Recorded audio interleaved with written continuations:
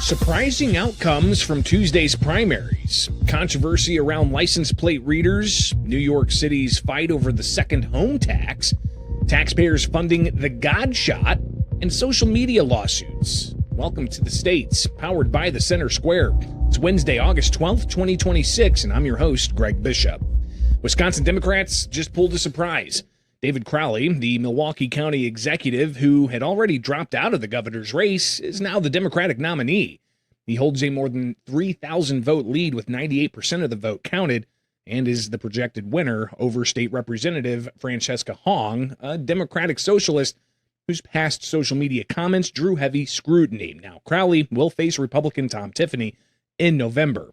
On the GOP side, Tiffany crushed the primary with 95% of the early votes. Now in Minnesota, U.S. Senator Amy Klobuchar, she locked in the Democratic nomination to replace Governor Tim Walz. She'll face Minnesota House Speaker Lisa DeMuth in the November election after DeMuth beat back a challenge from several contenders, including MyPillow CEO Mike Lindell, who had President Donald Trump's endorsement. Meanwhile, U.S. Representative Ilhan Omar easily won renomination for that 5th district seat with more than 80% of the vote. Primary voters in Connecticut and Vermont also weighed in Tuesday, highlighting the ongoing fight inside the Democratic Party between moderates and the progressive left, and the push for generational change in Congress. Now in Connecticut, former Hartford Mayor Luke Bronin soundly defeated longtime incumbent John Larson. Larson, who's 78 years old and was seeking a 15th term in Congress. He was outflanked by a race framed around the need for younger voices. Now in Vermont, progressive challengers largely lost to more moderate incumbents, including in the state's most populous counties. That internal tension was on full display this morning when New York Mayor Zohran Mamdani was asked whether woke goes too far when it includes ideas like defund the police. Each person has a responsibility to tell New Yorkers, to tell Americans when they're running for office what they believe. And sometimes what you believe can change. It can develop, it can grow. And I know that there are some for whom they still believe in that. I've made very clear that I do not believe in defunding the police, that I will not be defunding the police. And that to me, delivering critical public safety also looks like working with our police department alongside many other partners. Now, 8 more states still have yet to have their primaries. Alaska, Florida, and Wyoming, they vote next Tuesday, August 18th. And, of course, hanging over all of this is the economy.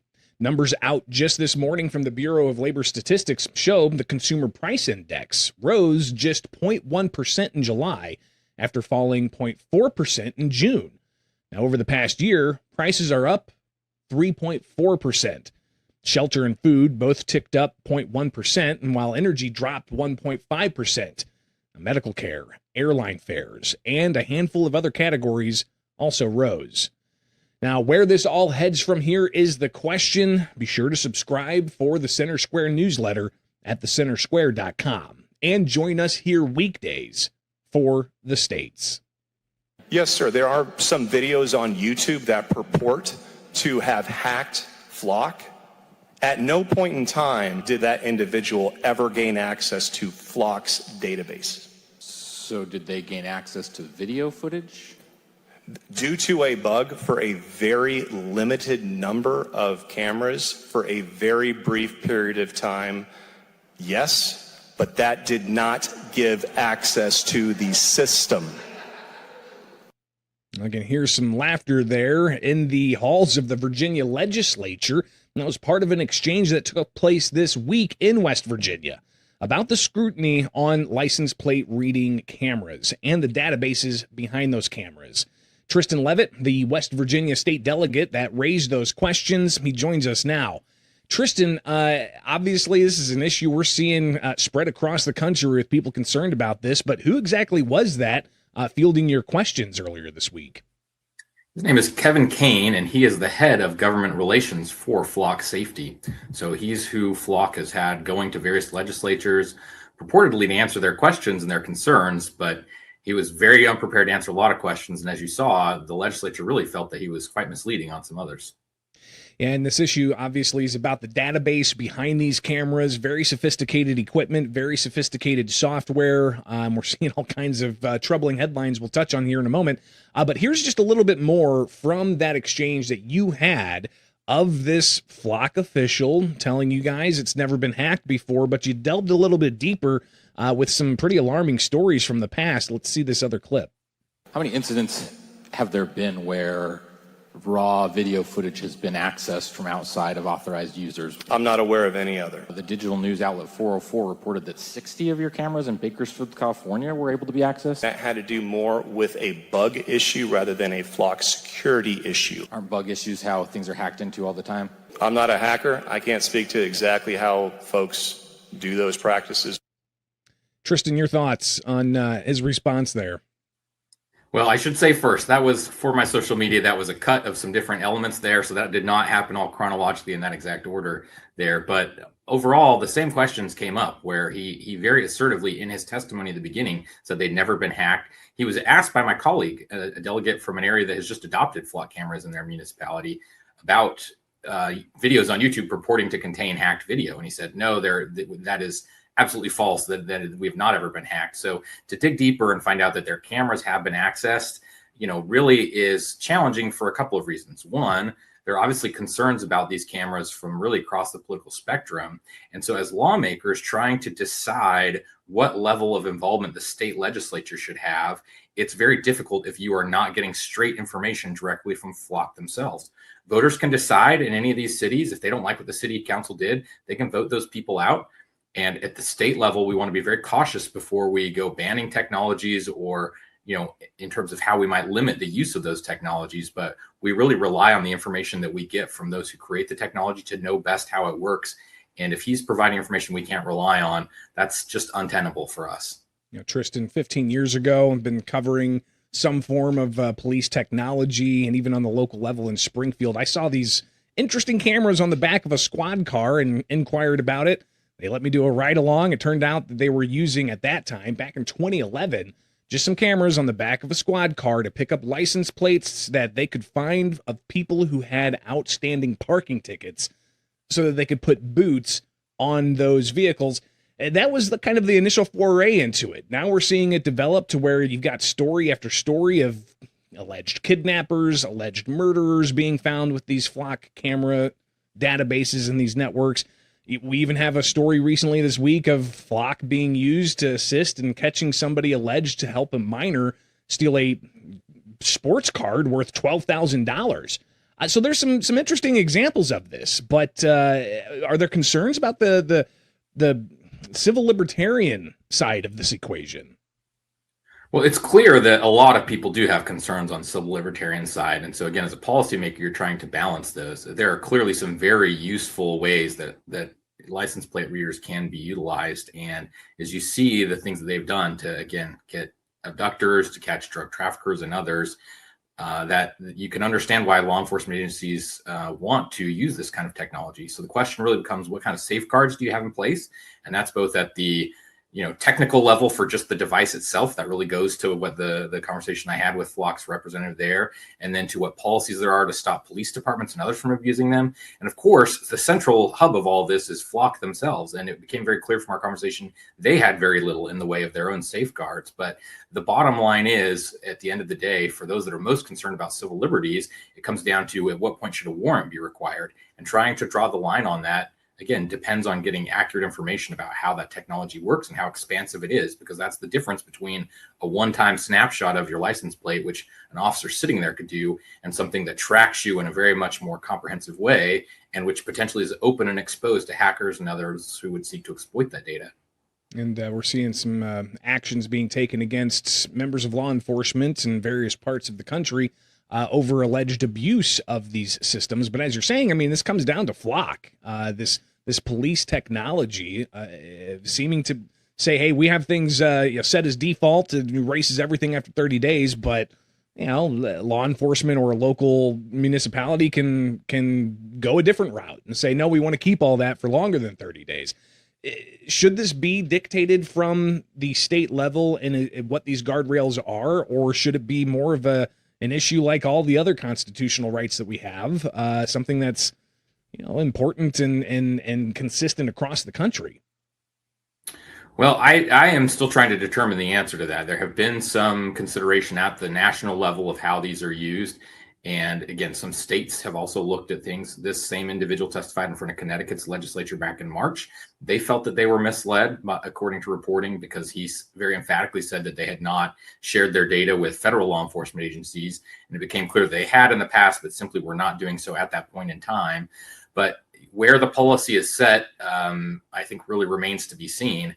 What we do here at the state level in West Virginia, again, really determines or really depends upon what abuses we see. And so I think if we, having already had some cities in our state adopt this technology, and to be clear, Flock is not the only one that offers it. There are others, like Motorola and other providers. But in terms of dealing with the technology overall, we want to make sure that people are safe and protected. We want to make sure their civil liberties are protected. And we need to make sure that companies like Flock that are selling something to police departments are not defrauding them, or giving them what they ask for, and are not providing false information about their capabilities. So all of that was really within the scope of what we wanted to know about. And it was very disappointing to be misled by Flock's representative. And just to have it on the record here, we've reached out to Flock specifically multiple times, have yet to hear back, but the moment we do, we will bring that here. And Tristan, we hope that you will connect with us again on this and other issues, obviously, as we see this being an issue brought up all across the country with people concerned about mass surveillance and whether that's acceptable to go after some criminals that these sophisticated cameras can actually catch. So greatly appreciate you taking the time here with the states. It's Tristan Levitt, a West Virginia state delegate here on the States. We'll be right back with more.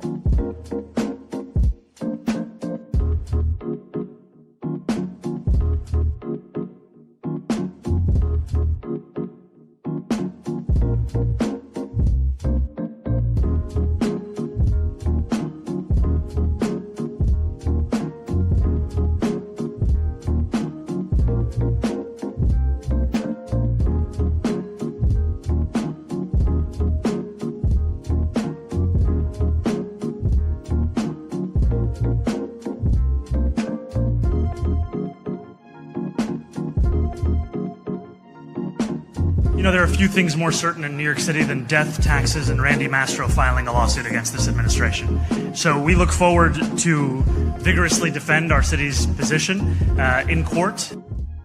New York City Mayor Zohran Mamdani's controversial pied-à-terre tax on second homes, it's in limbo after a state judge temporarily blocked its rollout, and the city appealed that ruling.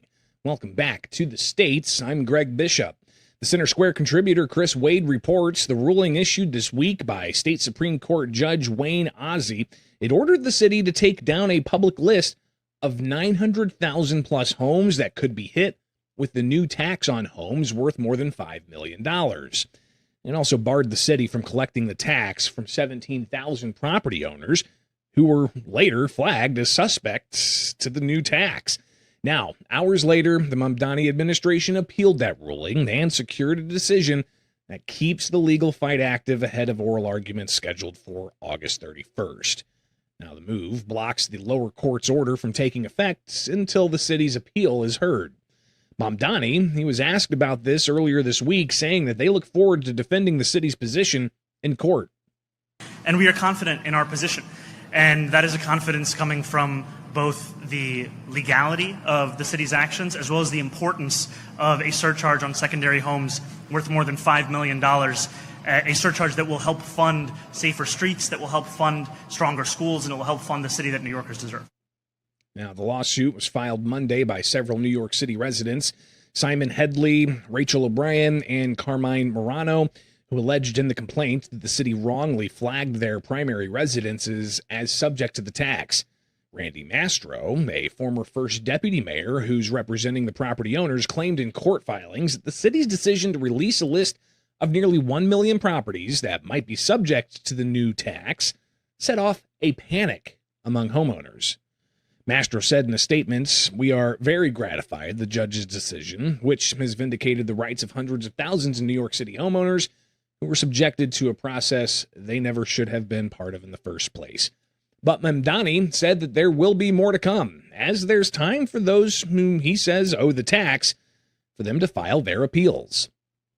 We always know that with any new tax, there are more questions than there are answers, and we're looking to make sure that every New Yorker that is potentially affected, again, we're talking about 17,000 homeowners out of a city of 8.5 million, have all the information that they need, and we've extended the deadline for them to appeal to the Department of Finance to September 18th. Again, if they do not appeal by that point, they can still appeal to the Tax Commission by March of 2027. Now, the new tax calls for charging eligible property owners a 4% surcharge on 1 to 3 family second homes valued over $5 million and on co-ops and condos valued at $1 million. The Mamdani administration estimates the levy will drum up more than $500 million a year for the city to help plug gaps in the budget and fund the mayor's agenda.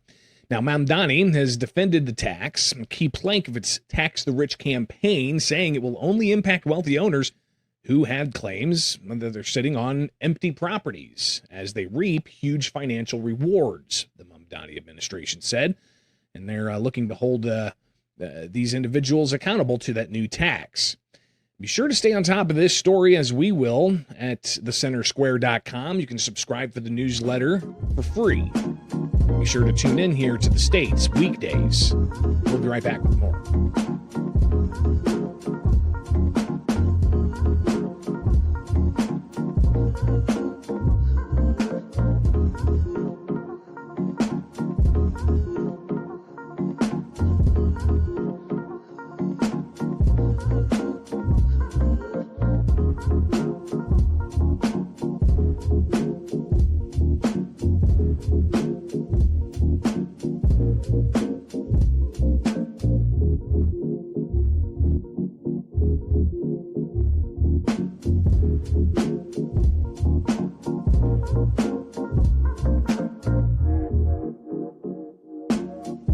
Illinois awarded more than $170,000 in taxpayer funds to a nonprofit that paid for PTSD injections referred to as the godshot.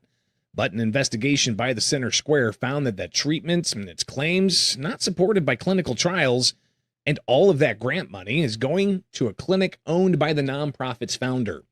Welcome to the States. I'm Greg Bishop.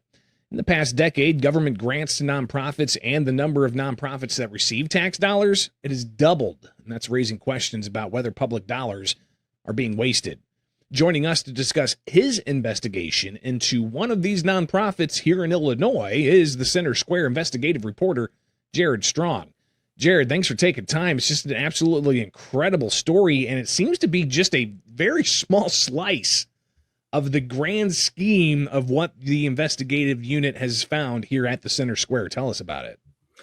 Yeah, well, this article is part of our new investigation into nonprofits across the country, and we have a huge database that we're scouring for signs of fraud.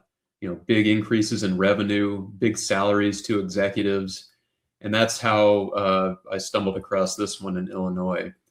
Basically, there's a doctor in the Chicago area, Eugene Lipoff. He's a pain doctor who believes that he can sometimes cure people of their PTSD with 2 injections deep into the base of their necks. Now, it's an anesthetic that he says calms the nerves that are associated with our fight or flight response, a reset, as he calls it. People who advocate for this procedure say it's akin to rebooting a computer. And Dr. Lipoff says he's done it to dogs as well, and that he's been able to alleviate women's hot flashes with it too. So some people who have had the shot call it miraculous. Some say it didn't do much of anything for them. It's still being studied. It's still being studied, and I think it's something that obviously, as we delve into this, you know, if it's private dollars, somebody wants to go and try this for themselves, or maybe there's a nonprofit that's not getting tax dollars. Surely that's an option that they have, but I mean, these are tax dollars that you guys are finding are going through this company. Tell us about Erase PTSD Now and how much they've gotten in recent years. Yeah, so as you mentioned, it's funded through the state of Illinois, partially through lottery proceeds, through the Veterans Cash Grant Program. And Illinois has given it about $170,000 in recent years. For the procedures at one of Lipoff's clinics at the discounted rate of $950 per injection. When Erase PTSD Now, the nonprofit, applied for the grants, it claimed that nearly half of patients achieve full remission from PTSD, which is not backed by clinical trials. In fact, an early clinical trial found that the injections had no more effect than a placebo. Further, the most recent application that they got $70-some thousand for, it didn't mention that all of the Illinois grant money would be going to the founder of the nonprofit. So without knowing more about the intricate details of how Erase PTSD Now has been spending its money, it's difficult to say whether it's violated any rules. Well, in your investigation, you found that it seems to be the latest name in a series of different types of name changes with different addresses bouncing around all over the country. You went pretty deep into this, Jared. Yeah, I mean, there was a lot of paperwork, a lot of stuff to track down, court cases, records requests from state government, of course. What we found was that Dr. Lipoff, about 20 years ago, when he started doing this procedure and thinking that it might help people with PTSD, he founded a nonprofit that was supposed to help promote the procedure. And in court documents, we saw that he's hired like 8 PR firms to help promote it as well. Anyway, the nonprofit sort of languished. It changed leadership. It changed cities until 2021 was when it moved back to Chicago, then known as, and then changed its name to Erase PTSD Now, got a new executive director and started taking in tons of cash. Before it had been getting less than $50,000 a year, and all of a sudden it was getting millions. The first year it jumped up, it got $3 million. So that's also when Erase PTSD Now started paying Dr. Lipoff to perform the injections and for other unspecified services. It's given him more than $2 million in the past few years. So yeah, I mean, it's called they call it the godshot, but apparently its technical name is the stellate ganglion block. But it also just so happens to be the name of a book from this doctor you looked into. Tell us about some of his advocacy for this, and there was a point in that book about an inappropriate joke with an employee about her hot flashes. Well, yeah, I mean, he's now claiming it was a joke. So yes, he released a book called The God Shot earlier this year, also sort of meant to promote this procedure. And in it, he recounts when he first discovered that it might help alleviate hot flashes in women. And the story he tells in the book is that he had a nurse in his clinic who was suffering hot flashes and became unbearable in the office. And so one day he had enough. He finally said, as he's recounting in his book, "Take the shot or I'm going to fire you." I'm paraphrasing. But he says that she took the shot, and lo and behold, the hot flash symptoms were alleviated, and she was the most cheerful person in the office. Now, when I asked him about it, he said, that was a joke. It was in jest. I wasn't actually threatening to fire her, but that's not exactly how it came across in the book. It's pretty fascinating. Again, you delved real deep into this particular issue that shows the lengths that the investigative unit at the Center Square is going to go to follow this money and to see exactly where it's going. A little bit more on the God Shot here. You talked to another individual who's had this done. Let's hear what they had to say. It's a shot into the stellate ganglion nerve, basically right there.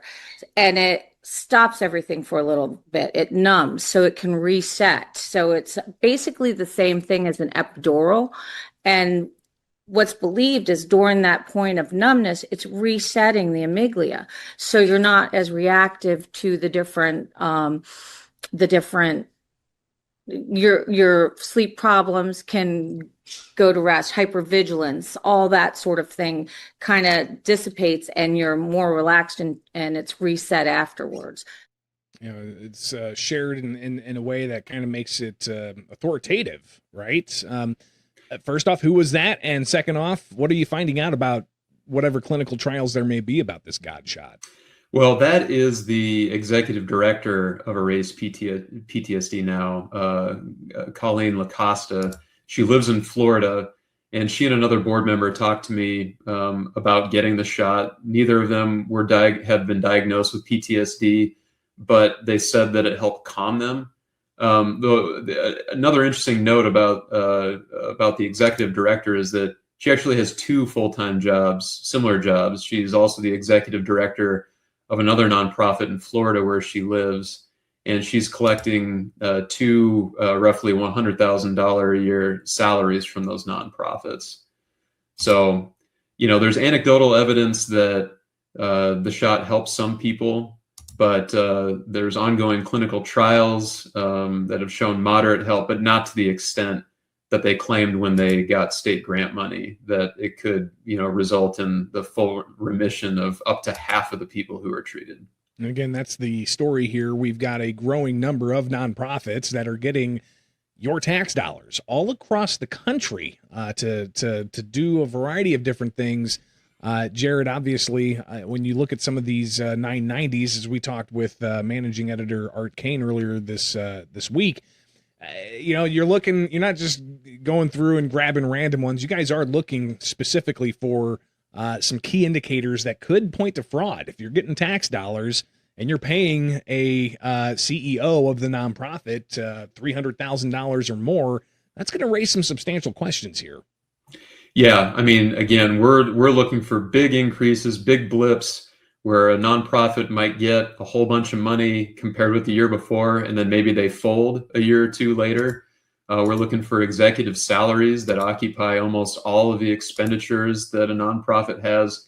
There's a whole bunch of key indicators that we're checking through this data with, and it's 3.5 million lines of information about these nonprofits. So we're going to have stories for months about these nonprofits. It's going to be incredible, and I can't wait to see it and highlight to taxpayers out there exactly how their dollars are being spent. And there's been a lot of focus here in Illinois on nonprofits receiving tax dollars, not just with the issue of an ongoing criminal case against a state legislator accused of steering a contract to a nonprofit that was paying her daughter. So that criminal case is ongoing, but also just with watchdog groups. You talked with a former state representative, Jeannie Ives. She's also a veteran, so she had some interesting things to say about this. What did she have to say should happen here? Well, she thinks there needs to be a lot more accountability over these state grants. She's a veteran herself, and she thinks that if this was the cure-all that Erase PTSD Now says it is, that the federal government would be funding it. This is a big problem. Veterans returning home with this disorder, and if this was a proven treatment, there wouldn't need to be this level of advocacy. There wouldn't need to be hiring of PR firms. The money would just be flowing to it. So you're right. There's a lot of focus on nonprofits right now, but even for someone like Jeannie, who has been looking into some of these grants, she had never heard of this before. There's just so many nonprofits out there that it's going to take a coordinated effort to locate any instances of suspected fraud. And if any of our readers have any ideas, please feel free to pass them along to us. And absolutely, you can email Art Kane at thecentersquare.com. Go to AKANE at thecentersquare.com, akane at thecentersquare.com. If you know of a nonprofit that you feel should be investigated, Jared, I think just kind of looking at how deep you went on this particular story should give confidence to our readers that the team takes this seriously and will go the extra mile to get the story right. It's pretty incredible, and I think anything last you want to share with the audience? Yeah, this is a story that was long in the making. I first saw it in the data maybe 2 months ago, so we spent a lot of time piecing this stuff together. We nail down all the details and make sure everything's accurate and that we're telling the right story. Absolutely. We'll look forward to more stories like this from the investigative unit with the Center Square. Greatly appreciate them and Jared for his time. We'll be right back with more from the States.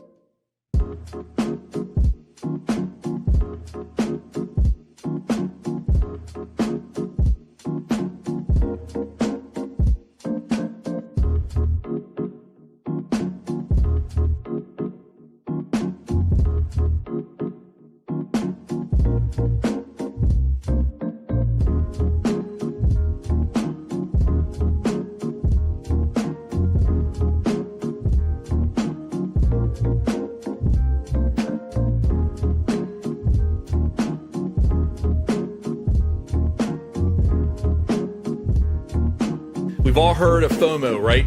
That addictiveness, fear of missing out, that addictiveness harms children. We allege that TikTok knowingly created platform features intended to cause excessive, compulsive, and addictive use. Well, Pennsylvania just sued TikTok, and it's not alone. Welcome back to the States. I'm Greg Bishop. Pennsylvania Attorney General Dave Sunday announced this week the state's taking TikTok to court, accusing the platform of failing to protect kids from age-inappropriate and harmful content. Here's Sunday laying out the case and exactly what kids are being exposed to. This includes profanity, drinking, drug use, individuals in sexually suggestive situations, activities that 13, 14, and 15-year-olds should not be exposed to at such a young age. To achieve a 13-plus age rating in app stores, TikTok claims mature audience content is infrequent on their apps. Our investigation reveals that this could not be further from the truth. And it is TikTok's 13-plus age rating that opens the gate for kids. That age rating gives parents the illusion of safety, but actually opens the door to putting content literally in the palm of our kids' hands whenever they want it. 24 hours a day, 7 days a week, 365 days a year. Because that is just the way that TikTok wants it. Even worse, TikTok intentionally designed its platform to be addictive to young people. Now, the Attorney General in Pennsylvania is saying he wants to take TikTok to court and make sure that he gets a good outcome for parents and students and children all across the state. The lawsuit alleges, and this is a high-level view of the suit, that TikTok's 13-plus age rating opens the gates for kids to content that's beyond their years, and that TikTok has done nothing to limit kids' time on the platform. In fact, this suit alleges TikTok's view of their audience demographic very simply is the more the merrier. This suit seeks to put into place effective barriers and safeguards that will consider the child consumer's well-being and safety. And that's an important point I want to restate. The suit seeks to put into place effective barriers and safeguards. Today is an action rooted very simply in protecting children, as are our previous actions demanding accountability from big tech companies and AI producers. Now, Pennsylvania is just one front in this much bigger fight that we've seen being laid out in front of taxpayers across the country. You've got social media companies under siege in the courts, including in Florida, where you've got individuals suing TikTok for deceiving parents about safety. You also have Legal Newsline reporting that Meta, the parent company of Facebook and Instagram, failing in its latest attempt to shut down thousands of social media addiction lawsuits pending in court in Northern California. On August 10th, a 3-judge panel of the Ninth Circuit rejected Meta's claims that federal law gives the company near total immunity. The court made clear that social media platforms are not completely shielded from lawsuits, alleging they deliberately design their products to addict young users, fueling mental health harms while boosting profits. Since early 2022, thousands of these cases have flooded state and federal courts, and plaintiffs include individuals, families, school districts, and like we're seeing in Pennsylvania, state governments. Defendants range from Meta and Google all the way to TikTok and Snapchat. The core allegation seems to be the same. The companies helped create a mental and behavioral health crisis among American kids and teenagers, driving anxiety, depression, and other disorders while maximizing engagement and social media revenue. Now, juries, they're starting to agree. In New Mexico, a jury hit social media companies with a combined $942 million verdict for failing to use warnings for the risks of addiction and emotional harm. In Los Angeles County, one family was awarded $6 million over a young person's alleged mental illness tied to social media use. Outside the courtroom, states, they're writing new rules. Like, for instance, Illinois Governor J.B. Pritzker signed a law recently that will restrict social media features and content for children, though that law won't actually take effect until 2028. The law requires stronger default privacy settings for users under the age of 18, and it limits what kids see to content they actively seek out or accounts they choose to follow. Now, industry groups like NetChoice already calling Illinois' law unconstitutional.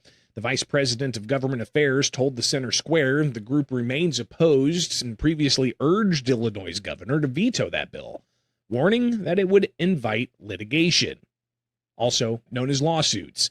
So those lawsuits are continuing to fly in both directions. States and families suing the platforms, and the platforms fighting back in court. Now back to Pennsylvania. The Attorney General noted just how many people are using TikTok all across the country and in the Commonwealth. The age restrictions that TikTok reports to maintain are essentially worthless. I say again, the age restrictions that TikTok purports to maintain are essentially worthless. Approximately 70% of under 16-year-olds on social media self-report as being over 18. Safety features such as restricted mode and family pairing often fail and are easily circumvented. TikTok knows that restricted mode does not work and does not meet consumer expectations. Yet TikTok touts restricted mode as a safety feature without warning parents that restricted mode does not meaningfully restrict the availability of mature content. Now, the Attorney General said 100 million people use TikTok across the country. Millions use it in Pennsylvania. So we'll see just how far this lawsuit and others all across the country go. You can follow these stories and many more like it at thecentersquare.com. We'll be right back with more from the States.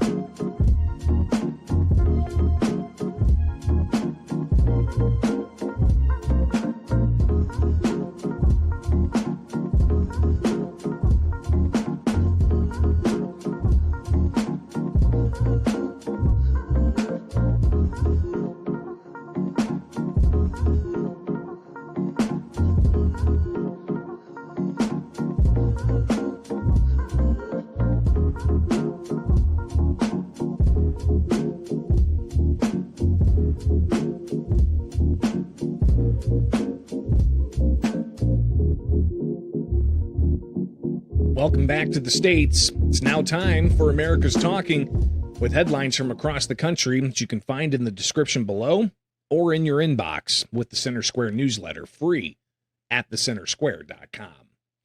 Angry Seattle City Council members questioned Tuesday why Seattle Mayor Katie Wilson doesn't have an answer as to why it took 5 hours to hold a news conference after the Seattle Center shooter left 3 dead and 4 injured.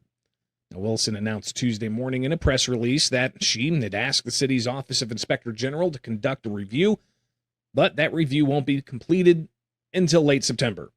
The Center Square reporter Randy Diamond reports the outrage by city council members is the latest turn in the controversy over why there was no comprehensive communication for more than 5 hours after that 6 p.m. shooting at the Bite of Seattle Food Festival, July 26th.